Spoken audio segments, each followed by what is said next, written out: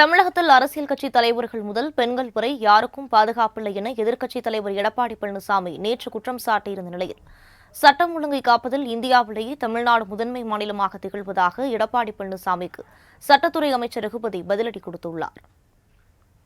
பகுஜன் சமாஜ் கட்சியின் சேர்ந்த மாநில தலைவர் ஆம்ஸ்டாங் படுகொலை செய்யப்பட்டிருந்தார். இன்னைக்கு திருநெல்வேலியில ஜெயக்குமார் காங்கிரஸ் மாவட்ட தலைவர் படுகொலை செய்யப்பட்டிருக்கிறாங்க. இன்னும் அதை கண்டுபிடிக்க முடியல. இப்படி அரசியல் கட்சி சேர்ந்த பிரபர்களும் கொலை செய்யப்படுவது சர்வசாதாரணமாக இன்றைக்கு தமிழகத்தில் நடந்து கொண்டிருக்கிறது. வன்மையாக கண்டிக்கிறோம்.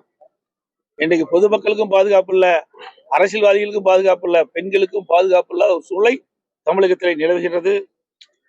சட்டம் ஒழுங்கை இன்றைக்கு நாங்கள் சிறப்பாக பேணி பாதுகாப்பதால் தான் இந்தியாவிலேயே முதன்மையான மாநிலமாக நம்முடைய தமிழ்நாடு இன்றைக்கும் இருக்கிறது என்பதை யாரும் மறந்துவிட முடியாது, மறுக்கவும் முடியாது. எல்லா தொழிலதிபர்களும் நம்மை நாடி வருகிறார்கள். ஆனால் எடப்பாடி பழனிசாமி போன்றவர்கள் இதை வேறு விதமாக வேறு கோணத்தில் இதை மாற்றிவிட்டு தமிழகத்தை பின்னோக்கி தள்ளிவிட முடியுமா என்று கனவு காண்கிறார்கள். அவர்களுடைய கனவு ஒரு காலத்திலும் பலிக்காது. நிச்சயமாக மாண்புமிகு தலைவர் தளபதி அவர்கள் எல்லாவற்றையும் வென்று காண்பிப்பார்.